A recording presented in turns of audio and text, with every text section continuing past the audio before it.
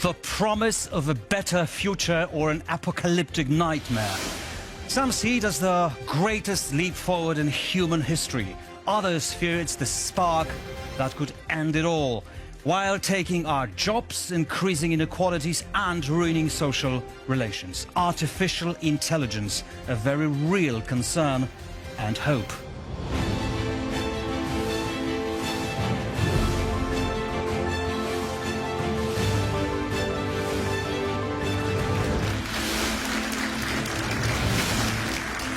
Welcome to TVP World's Warsaw Debate with me, Grzegorz Nawrocki, and Małgorzata Bonikowska from the Center of International Relations. AI is definitely about our future, but that future is happening now, step by step entering our lives and making revolutionary changes. We fear it because it might replace us and disrupt the world we live in, yet we hope it may treat incurable diseases and give us more comfortable and exciting lives. But quite frankly, nobody knows what exactly is knocking on our door. And that knocking is getting louder and louder. Will it save us or kill us? Artificial intelligence destroying human civilization may sound like science fiction, but it is now a serious concern. As AI becomes more autonomous and unpredictable, even its creators warn that it could soon slip beyond our grasp. They'll be able to manipulate us into doing whatever they want. It'll be like you manipulating a 2-year-old. Intelligent systems don't need to look or act like robots to be dangerous. The real risk lies in algorithms that can set their own strategies, manipulate information, and draw conclusions from big data at speeds and scales humans cannot match. Signs of instability are already clear. AI-generated disinformation spreading online makes it hard for people to agree on basic facts. With deepfake videos looking real, trust is becoming fragile. І раджу скласти зброю і повернутися до своїх сімей. By relying on algorithms for ideas and problem solving, we risk eroding our critical thinking skills. Many jobs once saved from automation may now disappear. Inequality rises when AI puts wealth and technology in the hands of a few. Then there's the environment cost. Data centers drain massive amounts of electricity and water. Yet these risks coexist with enormous opportunities. AI can be a force for good if applied wisely. It already helps diagnose diseases faster than doctors, accelerates drug discovery, supports scientific research, and enhances transportation safety. It can boost energy efficiency, reduce food waste, and help predict natural disasters. It improves urban life through smarter city planning. Economists believe AI could also spark a global productivity boom, creating opportunities across industries and allowing people to focus on more creative, meaningful, and less time-consuming work. So is AI Dr. Jekyll or Mr. Hyde? 2 in 1, probably. The greatest question is not whether AI will turn against us, but whether we can guide it responsibly, fairly, and inclusively, using its potential to benefit people rather than amplify its risks. Well, Dr. Jekyll and Mr. Hyde is probably a good metaphor, except we know more or less about the nature of Dr. Jekyll and Mr. Hyde. We could predict their or his behavior. With AI, it's different because it's almost beyond our control. But there's something we know for sure about the future and our lives with AI in the future. Małgorzata Bonikowska with more on that. Indeed, we know trends, and maybe let's have a look on some of them. Let's start with the labor market. When we look at what we have today, 2025, as you can see, almost half of all work tasks, work given, is done by humans. Only around 20% by technology, meaning algorithms, robots, and in the middle, this 30% is a combination of both, right? The prediction by 2030 by World Economic Forum is that this percentage, human participation in the labor market, will be reduced by 15%, while technology will take almost 35%. I'm not saying it's good or bad. I'm just mentioning that we have to realize that slowly, slowly, the humans are pushed out. Well, it's of bad the for us. It's labor bad markets, for us. right? Okay, let's now look at demand by employers, which is also a very good indicator. That is a top 10 jobs description. As you can see, the list is all connected with technology, and especially big data specialists, fintech, engineers, AI and machine learning. So very sophisticated work. And the prediction is that from now to 2030, the demand will increase. Some of these professions by over 100%. So it's a good indicator for young people to just follow that. These are the jobs of the future. In the same time, it's always good to know which jobs are declining. And its top 10 ranking of declining jobs will be assistants, cashiers, but also creative jobs like graphic designers. Why? Obviously, AI is doing images even today. Or coders, IT coders. Which is so surprising, isn't it? Yeah, connected with IT, but not sophisticated. Today, AI is better. So it's good to know that. Now let's move to the map. We want to show you actually two continents, Europe and America, North America, especially US. This is a map of consumption of energy by data centers. So that's the heart of AI. And what is happening here is that Europe is doing well, but not very well. We could do much better. We have limitation in this. Maybe because of too many regulations, maybe the prices of energy is also a problem in Europe. But in US, you have here some places which is a huge data energy consumption. So it means that US, we have to watch it because the infrastructure, how can they handle this consumption? Will it be possible in the future? So that's the question. And last, I just want to show you the money. Money is always a good indicator. How much we spent for AI. We already spend a lot. This is the figure of the total, $360 billion in 2024. But the prediction is obviously we'll spend more, almost double, $644 billion. And the future will be even worse as far as spending because AI will be physically everywhere in our services. I'm scared to ask what's going to be in 2026, the year after that. Again, increase. Right. We will be surrounded by AI integrated with everything. So good luck. All right, thank you very much, Małgorzata. Thank you for that. Well, if the scale of change could be even more profound than the effects of the invention of print or the Industrial Revolution, then it's high time to confront our fears and concerns. So the motion tonight is AI is destroying human civilization. And let's meet tonight's speakers for and against. For the motion, ladies and gentlemen, Krystyna Jarek, booster of innovation. Welcome to Warsaw Debate. Former Chief Innovation Officer at Deloitte Central Europe, developing AI strategies. Welcome to the program. Please take a seat. Against the motion, Professor Łukasz Kołtowski, Medical University of Warsaw. Welcome to the program. Cardiologist, practitioner, enthusiast, applying AI solutions in daily work. For the motion, Max Dropiński, semiconductor strategist and AI expert on a mission to build digital and Silicon Valley in Central Europe. Welcome. Thanks for joining. And against the motion, Michał Jaworski, Polish Information Processing Society, an expert in cloud solutions and cybersecurity. Welcome. Now, we're also joined, this time online, for the summary of this debate later on, by Professor Rafał Omer, psychologist, firm mindset. Welcome to the program, Professor. Hello, good evening. I'm excited to watch the debate. Thank you, and we'll be happy to hear your remarks after it concludes. Thank you very much. So let's start with an opening statement from each of our speakers. 2 minutes for an opening speech, and Krystyna Jarek as first.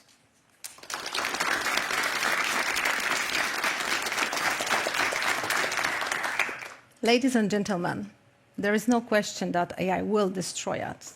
it already started destroying us. Every day.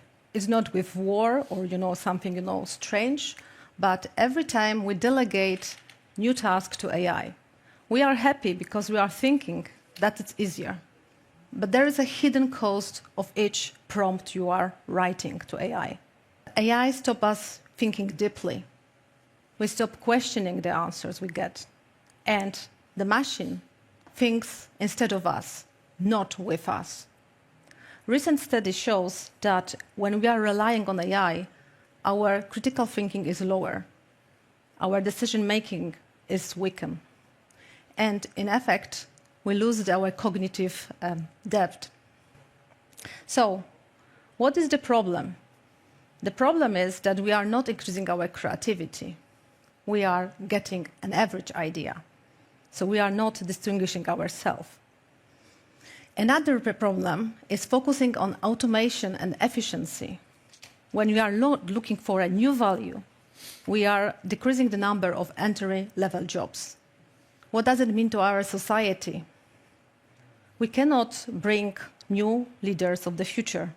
So I think that it's not about, big revolution that destroy us, but when we are losing our trait that makes us human, thinking, feeling, understanding.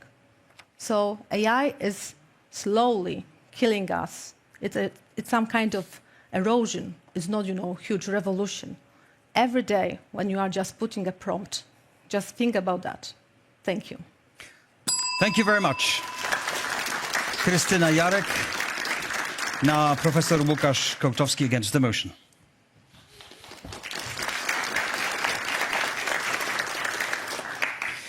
Good evening, everyone. Thank you for coming over. My perspective is from what I do every day. I'm basically work in the hospital and try to save lives and make people more healthy. And I can tell you in this area, about 10 years ago, we've been really scared because we got to an edge of discovery of new drugs, discovery of new technologies. Because with the conventional way we did it so far, we were not able to progress fast enough and at a cost that was acceptable. Discovery of each new drug has raised extra potentially, and we couldn't basically afford it. What we see now, AI is the best, the cheapest, and the fastest way to discover new proteins and new therapeutic molecules that can convert into actionable drugs that we can give to yourself, to your parents, to your kids, to save their lives. The second thing, medicine became a very specialized part of our life. It is any more impossible that a GP, general practitioner, family practitioner, can deliver you high quality service at a very, designed in a very specialist way. But today with AI, any GP is able to provide you cutting edge, like a Warsaw University, Mayo Clinic, or Berlin Charité level of care because it's empowered using AI. And finally, we are getting to a point where the dissemination of the knowledge takes time. We are trying to train new physicians, but it's not only in Poland, it's elsewhere that creating new physicians, developing new physicians takes a lot of time. We don't have academics to train if we want to go at the scale of elderly population that is basically getting older and wider. Again, AI is the best tool now to train new generation of modern physicians who can treat everyone. So I think before AI will destroy us, it will give us a lot of new health, a lot of happiness, and a lot of power to create new wealth. Thank you. Łukasz Kołtowski, thank you very much indeed. Now here's Max Dropiński claiming that AI is indeed destroying human civilization. Good evening, ladies and gentlemen. I indeed believe that AI can do both. It can both accelerate human potential and it can accelerate humanity downfall. It can, as a result, help our civilization to grow, but it can also kill our civilization. And it's all on us to decide. We're not deemed to any of those scenarios. It's in our hands to steer where AI and technology of future will lead us. We are standing at a crossroad. The AI and digital transformation is rewiring our civilization, is rewiring our economy, our lives, everything what we do. So we need to take thoughtful actions in order to inbuild good in AI technology in order to improve world going forward. If we'll not do it, it can destroy us. Thank you. Thank you very much, Max Dropiński. And finally, Michał Jaworski against the motion. Let me start with a question. Who of you here in this audience can program in Python? One hand. 2, 3, in fact, 4. In fact, every one of you can program in Python. Because with the use of AI, you can open the new frontier. You can just ask AI to create for you the code. Not asking all these 4 people here in the audience to do this for you, but you can do that. I'm not very good at drawing. And I can ask AI, okay, please draw me a picture. And I can describe what is on this picture, what are the emotions of the people on this picture, how they should, what they should wear, etc., etc. This is expanding my creativity. And AI in this way is very democratic because each and every one of you can use it. So we can improve our productivity, we can do things faster, and we can use in everyday life, but just like Łukasz said, there are also people who are doing this for really crossing the barriers, going with the new things, completely new things, because just people without these tools cannot go any forward. So this is not killing our civilization. It's bringing to the new level. Thank you very much. Thank you very much. It's Michał Jaworski. Now, let me start with a few quotes on that. It endangers minds and disturbs society. It does more harm than good. Its influence corrupts children. We care about our children, don't we? It is filling the world with false and subversive ideas. Sounds pretty fresh, doesn't it? But in fact, these are quotes from 15th or 16th century ancient authors about, what about? About print and books. So my first question is, are we in exactly the same situation, criticizing AI today in 2025 as they were back then in 14th, 15th, 16th century? I will say first, sorry, because then was the print started the revolution with witches. So this was, the starting point was, printing books, writing that women are bad.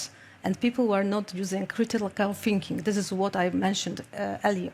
So we can just make the same what happens in the history, and it was really, really bad for our humanity.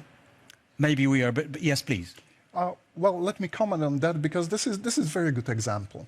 Because if you look at the countries who benefit the most on the printing revolution, it was not Germany where it was invented. It was Netherlands.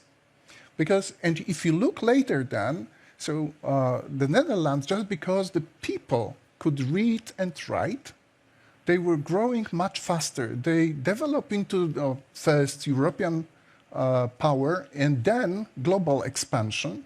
And finally, so the analogy is there. The analogy is there. So this is not only that we have technology, but they were using technology. So that was the key. So are we being too catastrophic about what we think about artificial intelligence? I don't think so. So let me also refer to what Mr. Professor said about the democratization of AI. I indeed agree that AI is a democratic tool now, but why is it democratic tool now? Because we inbuilt democracy while we are creating this technology. We've been creating this technology for over 40 years already, but only in the last couple of years it became popular and available for almost everyone. But in the last couple of years, multiple companies and institutions were thinking how to democratize it, and they created a model of open source communities, open source tools in order to be accessible for many people and to be democratic. How can we talk about democratic digital sphere or AI if it's really in the hands of very, very few people, big tech giants? It is and it's not. It can become even more it is as democratic as it is today because of the actions we took in the past thoughtfully. And we can make it even more accessible for everyone if we'll thoughtfully work on it further. So it's not that it's owned by only a couple of companies, but if we'll not but they control it. But they do control it. They are responsible for algorithms, aren't they? So they control it to some extent. For example, we are to a great extent, really. I mean, we're not resilient enough in Europe in AI technologies, in energy sector, and in semiconductor sectors. Have been growing for the last couple of years in Europe, and we definitely need to accelerate the creation of the autonomy in these particular sectors in order to grow our economy in future. Sure. But we need to take purposeful actions today. And it's still possible, but I believe that if we'll not plan it, if we'll not take these actions, we can end up in a situation that technologies and AI will be owned by a few, and the power will be also owned by a few. Right. And that changes politics, society, and all democracy. Professor Kotowski. Well, I think I fully agree. I mean, we are entering an era of democratization. The worst thing that could have happened is that those few would own it and build different tools, let's call it this way. It could be weapons, other tools, and the others would be just looking at it. Now what we see is that basically anyone can build models, anyone can have the tools either on-premise or on-device and basically develop. And we see that in medicine very well. We see that today the most important thing, who has the idea and who has the data that can be used to train the models. And I think the data is everywhere. The data is in each country. Right. When we have 5 Nobel laureates, plus even the godfathers, as they call them, of AI, such as Steve Wozniak, write a letter to call for the prohibition of super-intelligent AI, then I think there is a reason to worry about it. Well, there is a reason, like there was a reason to stop or control nuclear weapons, and there is reason to stop and control different very powerful medications and not to democratize that anyone can use it. And I think this is really smart of those who understand the powerful of this tool. We've been in the past for many times been faced with very powerful inventions that humankind did, and this is just another example. The key is to control it and to do it smartly, so that how to do it? Because if you say the key is to control it, that is to somehow make governments responsible for it. Usually the way we what kind of control would you have in mind? We create laws and regulations. We deal with each other. Would that be international or not? Because we see different legal standards are in the United States, different legal standards we're trying to introduce in Europe, and somehow it's not compatible, it doesn't work. Well, so let me comment on that, because that's really important matter. This type of calls, like you mentioned, it's great to go to the broad audience to tell that something from the position of expert, they are afraid of something. But at the very same time, it couldn't stop the use of AI for many bad actors. And they will do that, well, whoever will sign this calls, whoever will sign these letters. And we can see this because we have all this discussion about the deep fakes, etc., but using AI. And there is a lot of discussion about this. So we cannot stop this tsunami that is going on. Is there anything we can do? Yeah, we can try to civilize, to make the regulations and to find out what is the best. But if you think that we can stop it and just say, okay, world, please stop right now and let's have a pause for 2 years, it will not happen. And once again, what I want, this example... But look, so many smart people who are really experts, actually called for it. No, but from our discussion, it was, okay, just like you said that there was no future leaders. Of course they are. They are different than us. Yeah. but they are, because they will be very familiar with these tools. What I'm calling to all of you, all the people who are listening to us now, use it. Because if you stop using, this is situation from the 17th and century China, when they stopped using inventions because they were saying we don't need it. What's happened 100 years later? You're talking to young people. Yes, please. I will add to, I think that it's impossible to stop when you look at the geopolitics and what makes China, India, or Arabic country focus right now. This is the artificial intelligence. This is the new gold, new source of income. And especially when you look at the politics of India and China, this is, very strong. China is even openly saying that they are focusing on usage of AI to do bad. So innovation, we're focusing... Most of the people in the audience are young people. What kind of world are they going to live in? Even today, digital world is actually making our lives more difficult. Polarization, atomization, fake news. Even at this stage, what guarantee do we have that AI is going to make it any better? We have absolutely no guarantee, but I think we can make efforts to do that. And if we cannot stop something, we have to join it and we have to befriend it. And most, I think, for all the young girls, here, is to educate yourself, to understand it and be able to use it for your own benefit. And I think as we stop things, we don't educate, we are then getting into real trouble. Let me jump into here for one question about Europe, because we've seen some maps and we know also that generally Europe seems to be a little bit late in this race. What chances do you give us, Europeans, to be able to develop LLM models and businesses and, everything based on an AI without really spending money so much as the Americans do and without really having the good base for that? They have huge budgets. We also have money, but we spend elsewhere. Well, I wouldn't say that we are late. I just completed a 2-day AI in cardiology global meeting we had in Berlin. Poland was very well represented. It was oversubscribed meeting. And that was meeting that I would say was the largest in this area organized so far. I think for us, it is actually to jump in and to try to be the leaders. As I said, the most important thing is data. The most important thing is working together on a common goal. I can speak for this branch, but I'd love to hear others who understand how to build actually the technical infrastructure for that. So let me respectfully disagree. I do believe we are late as Europe in this game, and I will give you 2 examples. One is semiconductor factories. Asia, Taiwan, and China and USA are developing their factories at an unprecedentedly high speed, high pace, while Europe is almost not doing anything about it. Similar situation with AI factories. There are so many new AI factories being built in USA, only a few in Europe. I strongly believe we need to speed up, and there are some money. As Europe, as a continent, together, we got, I believe, enough money to sponsor the entire value chain, which starts with energy, then semiconductors, and then use cases.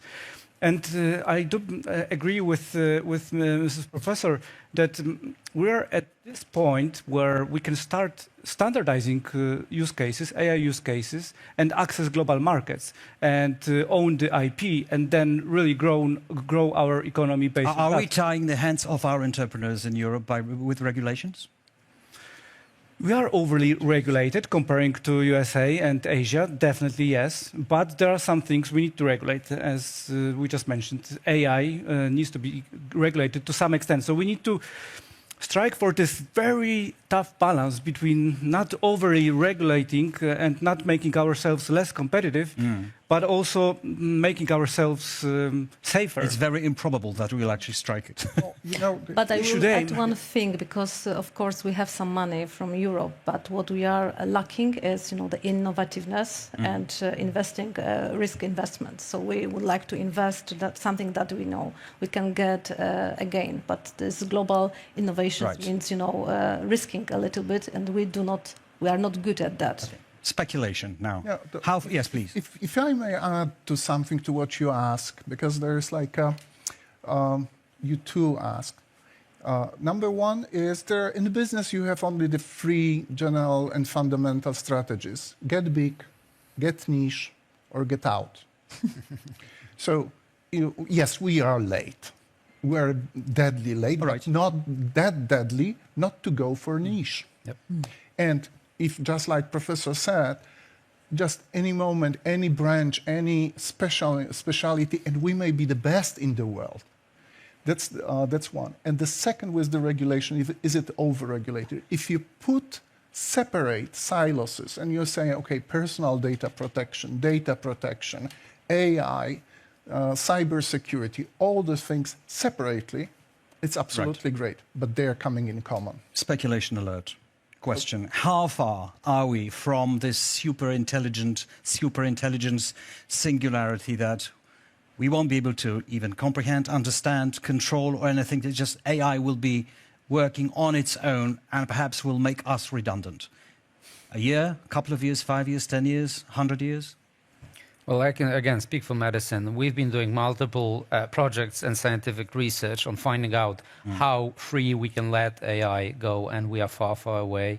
But on the other hand, we need to understand the exponential growth of the tools itself. But still, when we speak with patients, when we speak with the population, everyone is saying we want to have human in the process. So again, it will depend on the branch, and it will depend on the industry, and it will depend on the culture in which it's used. Why is it then that Stephen Hawking said once that AI could actually result in human extinction, something doctors wouldn't like to see, would they? Absolutely. Well, there is a thought behind it, I guess, because this is a little bit what Elon Musk said as well. We need to develop AI in such a way where it will understand that human is absolutely necessary for it to survive. And like any weapon that you develop, it can kill you, but any weapon can also make you stronger. So I think, again, this is another thinker that is very strongly pushing us towards the security and the ultimate goal, why we do it and how we do it.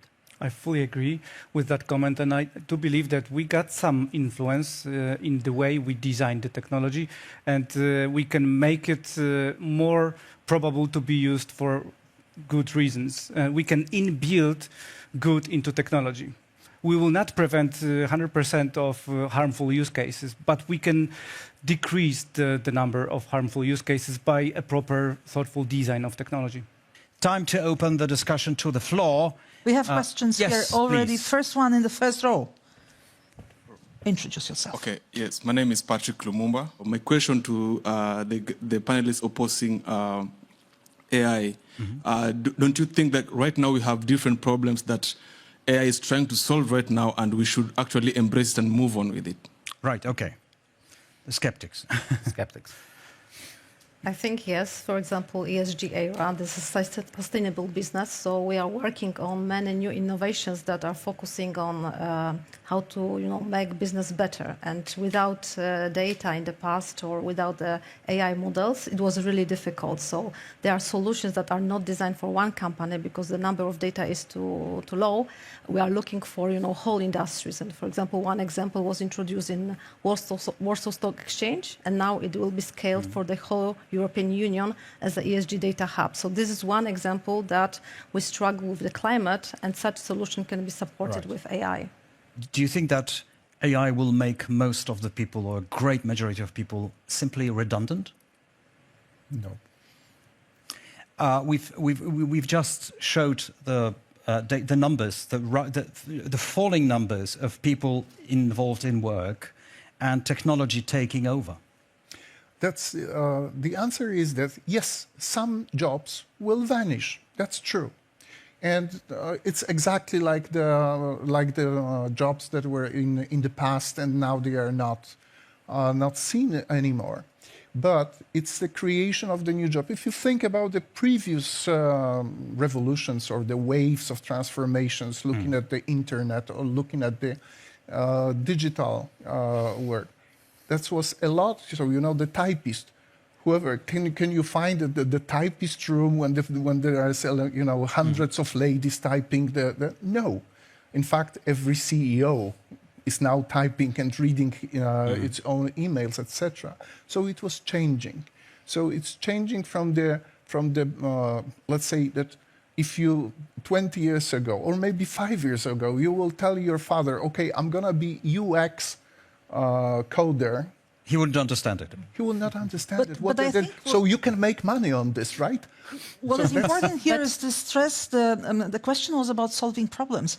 And I think maybe we should stress that AI per se will not solve any problem because it's just a tool. It is very much about humans, how we use this AI. We can use it for good cause and for bad cause. AI is already used in military. The drones operated by AI can kill, but also can defend. So it's more and lots of moral questions arise about that as well. Who is responsible for that lethal decision to kill somebody if it's not a human factor? But the idea of solving problems is a good one because we forgot that all this should be about solving our problems, not just per se technology. Yes, but at the same time, it creates other problems. Yes, so solving one cohort of problems and creating another one. Okay. But I think that it is good what Małgorzata mentioned. The benefits, not benefits, but the third countries, the developed countries, gain a lot from AI because there is lower cost of distributing help or education or health. And it solves problems that we do not have money enough to focus on. So this is, and I think that mentioning about what you mentioned earlier, we are entering exponential change. And it means that if we think linear, so like in the past, there was, new jobs and old jobs and so on, and it will be, similar. But this is an exponential change. If you are introducing AI into organization, it's like a tsunami. It's not like 5% or 10%, but this is the question, how to redesign what we are just doing right now. Okay, we've got a tsunami of questions, I believe. So let's go back to to our audience. Could you please stand up and introduce yourself? So my name is Olivia, and I have a question for the motion. So I think we can all agree that it doesn't matter if something is hypothetically good or hypothetically ethical, but it only matters how we use it. And I think we can all agree too that people are full of greed, are full of laziness. And my question is, can something be done to stop this process of humanity destroying itself with use of AI? Right. Okay. Can artificial intelligence save us from our nature? I'm very old. I'm 2,000 years old, and I still remember the same question somewhere around when the Rome was falling. The people were asking exactly the same question. So because you are asking this, that means that you are thinking, that you have feelings. And this is also to show how flexible are human beings, how flexible is our civilization. So far, because she's not brought up on artificial intelligence. The intelligence quotient going down because of AI as well. I'm sorry to be so pessimistic. No, well, okay, that was the internet 20 years ago was exactly the same. Okay. And 40 years ago, it was television, because the young people was sitting in front of the TV set and were spending hours and hours and hours. So they were becoming stupid, and there would be no such leaders like we have today, just because of the television there. Sorry, I'm in the TV, right? So that's a very good question, but I have a very deep belief that we as the humans, as a civilization, as we all the matters that are important for us, for the Western, I mean, from the Western point of view, it will prevail, it will win. Okay, so we're talking about psychology now. Dr. Kołtowski, Professor Kołtowski, perhaps AI will give us immortality. Well, this is something that I wouldn't say it's obvious, but definitely it's putting us much, much closer, especially in the third world country, again, the countries where there is high poverty rate. I believe AI is able to bring education. It has time to develop skills. It has time to provide the good care. Not directly itself, obviously, but basically using the means that there are. And I think this is something that will put us closer to being immortal.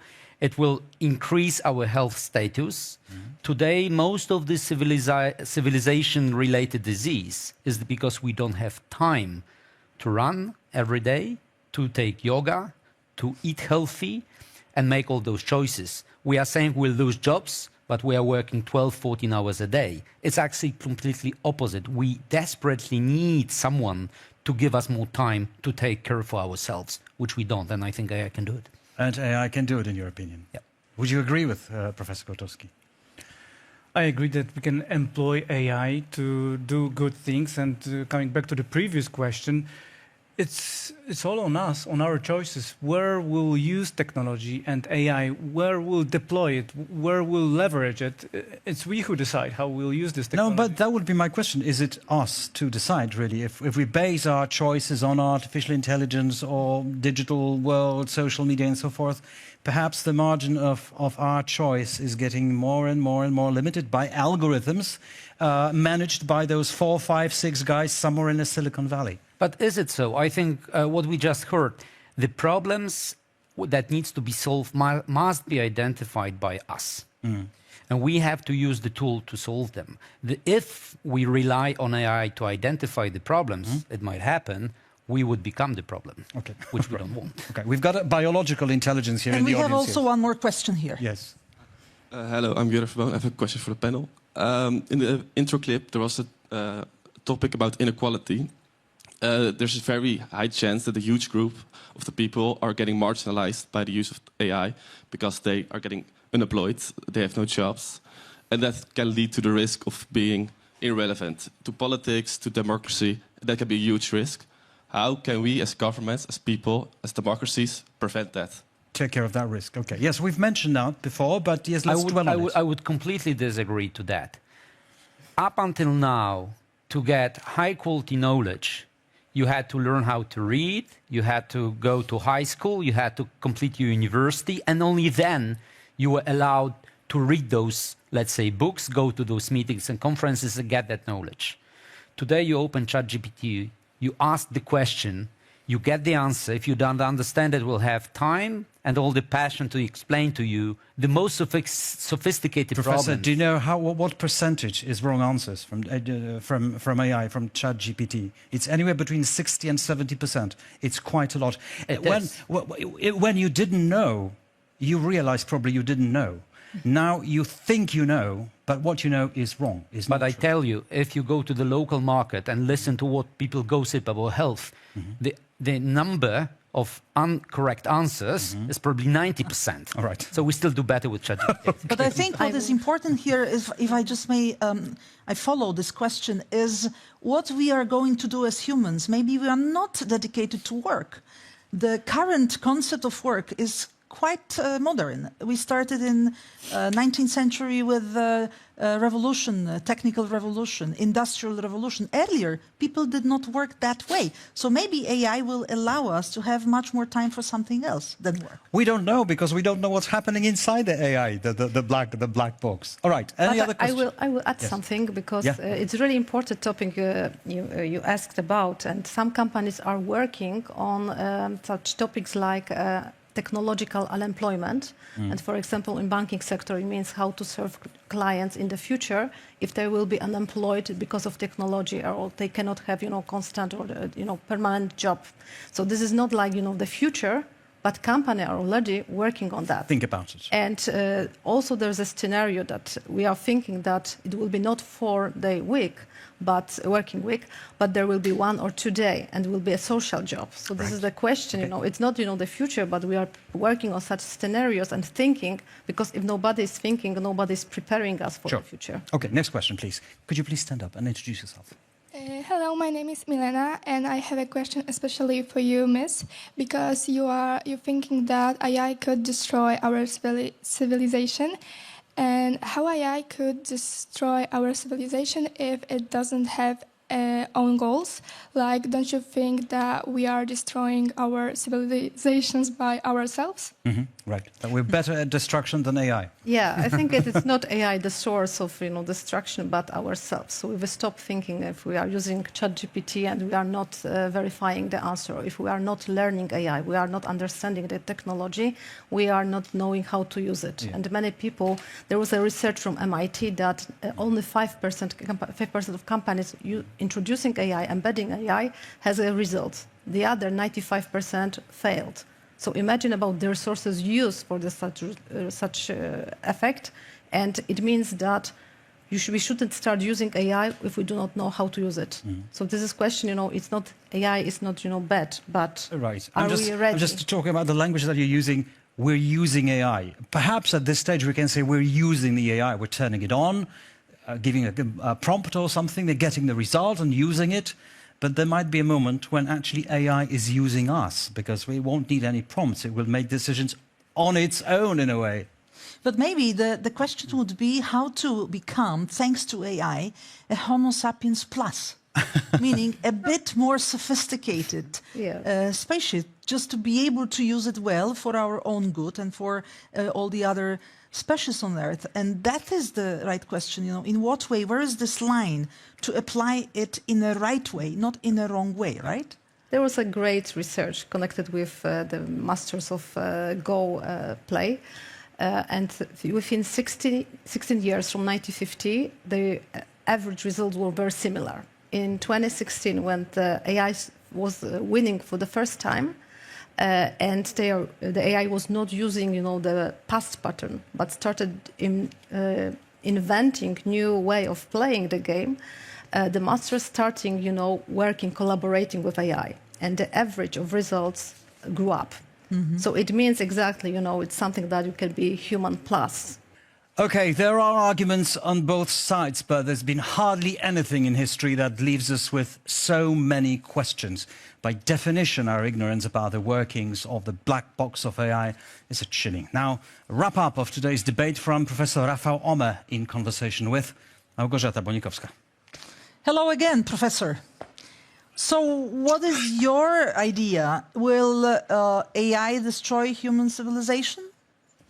Well, I'm delighted with the debate. I've learned a lot, and I think that the one of the main things that we were able to hear is that we humans need to create a strength not to allow AI dominate us.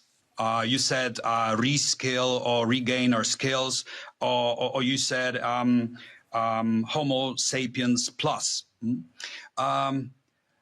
My friend, we had this discussion a few days back, and he said not only AI is getting smarter, but humans are getting dumber, because we are not using our brains as efficiently and as often as we did 2 decades ago. So what would be your advice, how to use AI correctly to become Homo sapiens plus instead of being completely lost and be controlled by the machines?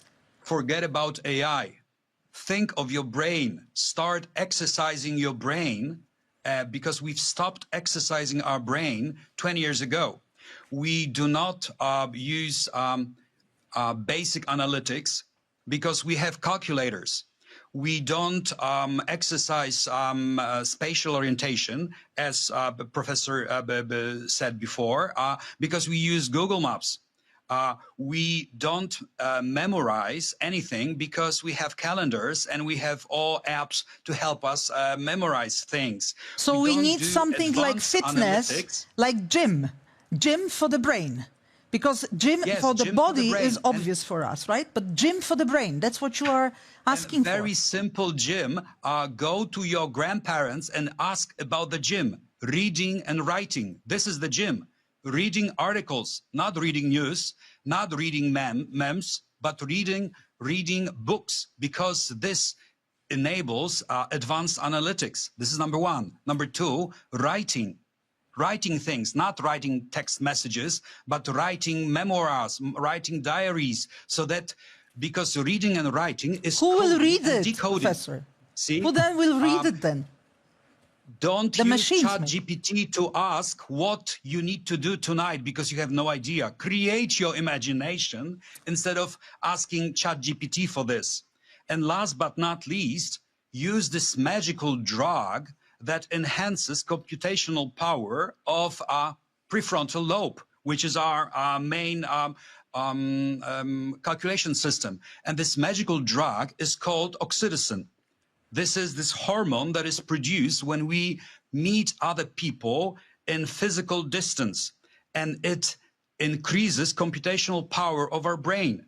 So stop being closed in our rooms, watching news on screens. Go out and meet your friends. So actually, for you, young people in the audience, this may be kind of new. But for your grandparents, they would say, oh my God, what is this guy talking about? Everybody's doing it. So we have to go back to the roots. We have to play together, talk together, chat together, meet in the restaurant together. But one question at the end, I want to ask you, do you think humans can have problems, psychological problems? You are a psychologist. With robots, with algorithms in the future. We have cinema suggesting that. We have several films which give us this projection that people can fall in love with with systems, or people can be controlled somehow emotionally. This is the biggest misconception, that it was produced by Hollywood movies and is taken by plenty of people here.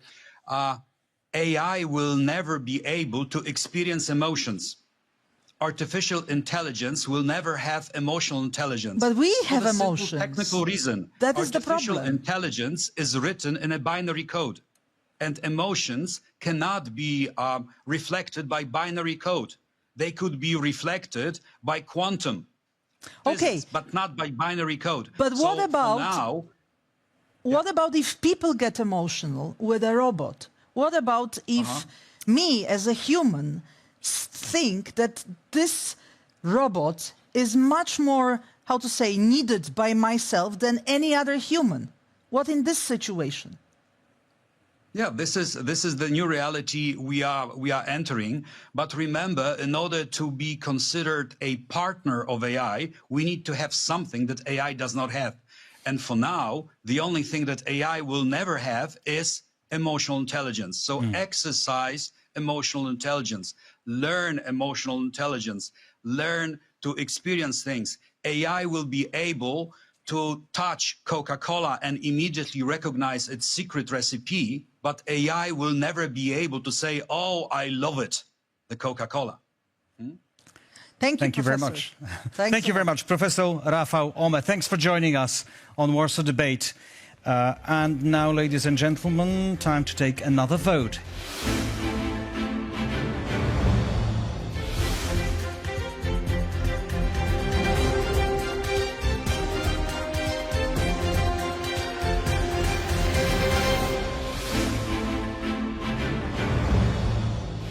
Okay, we've got the results already.